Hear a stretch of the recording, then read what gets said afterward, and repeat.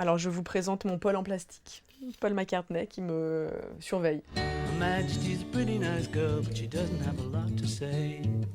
Her Majesty's a pretty nice girl, but she changes from day to Le day. trio c'est toujours un peu sale parce que c'est juste pour l'idée, quoi. Je place les personnages, quoi. Il faut que j'oublie personne. J'ai eu envie de faire des livres pour les enfants assez tôt. Plus jeune, j'avais envie de faire du spectacle, du théâtre, enfin tout ce qui permettait de raconter des histoires. Je crois que le dessin, c'est pour moi le moyen de faire vivre des petits univers sans prendre de risques pour moi. En dessin, il y a quelque chose de complètement magique qui m'a...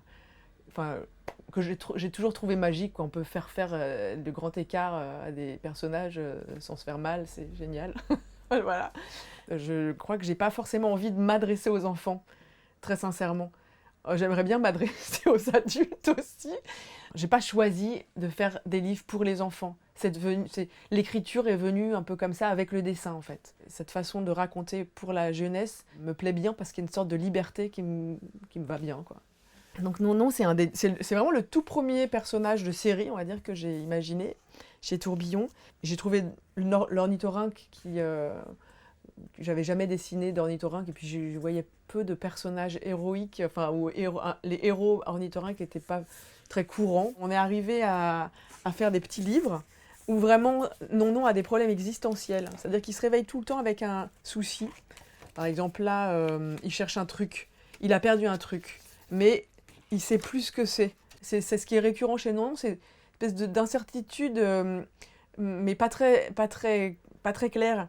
Je trouve quelque chose, enfin, en tout cas moi j'ai l'impression que chez l'enfant comme ça, une espèce d'incertitude ou de problématique où ils ont besoin qu'on les aide, mais finalement il faut absolument pas qu'on leur donne la solution. Il y a quand même une sorte de ténacité, mais de besoin d'être soutenu en même temps. Et donc Non, c'est ça, c'est un peu ça. Je réfléchis beaucoup au ton, voilà, parce que j'aime bien les choses décalées. J'aime bien parce que sinon c'est trop évident et le décalage me fait rire.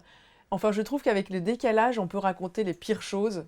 Les histoires où c'est super triste, horrible, mais qui font rire. Enfin, voilà, ça me plaît, ce décalage-là. Et donc, Non, il y a vraiment ce ton auquel je tiens, mais comme Jean-Michel aussi. Il y a vraiment ce ton auquel je tiens. Jean-Michel, c'est pareil, c'est un super-héros. Alors, il a vraiment des pouvoirs, il sauve vraiment des situations, les habitants ont besoin de lui. Mais il est très humain, c'est-à-dire qu'il a des doutes, quand il est amoureux, il perd ses moyens. Bon, après, vraiment, il va sauver les doudous, il va dans l'espace, il a un vrai pouvoir de super-héros. Mais l'idée, c'est que c'est vraiment un super-héros avec des failles, des faiblesses et des problèmes humains. C'est difficile de savoir pourquoi cet animal plutôt qu'un autre. Je sais pas. Tout d'un coup, on le reconnaît, je pense. Le caribou, il a un museau assez important comme ça. Il est assez poilu. Je pense qu'il m'a séduit. L'animal me plaisait, quoi. Parce qu'il faut aussi dans un personnage de série qu'on le reconnaisse à chaque page. Puis que j'ai plaisir à le dessiner sur 17 doubles. Donc c'est important que je m'attache encore à un autre personnage. L'idée c'était que page après page, un petit héros fasse découvrir à l'enfant plusieurs instruments. Et qu'à chaque fois, il y a quand même un fil conducteur qui permette à l'enfant d'avoir envie de tourner la page pour découvrir un nouvel instrument.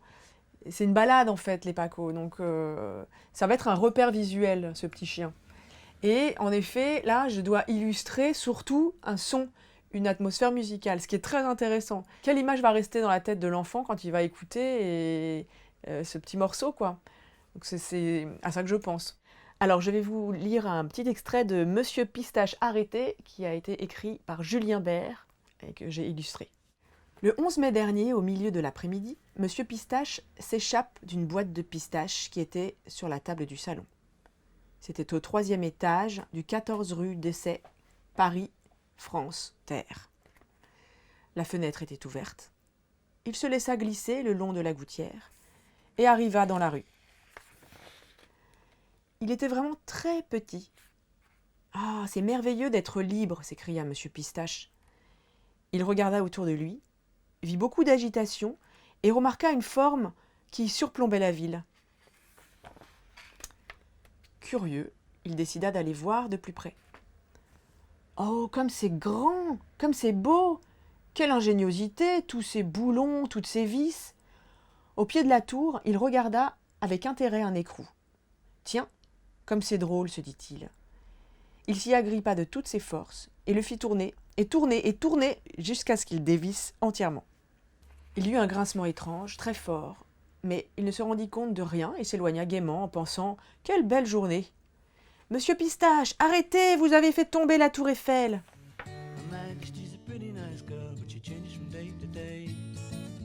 I wanna tell her that I love her a lot, but I gotta get a belly full of wine.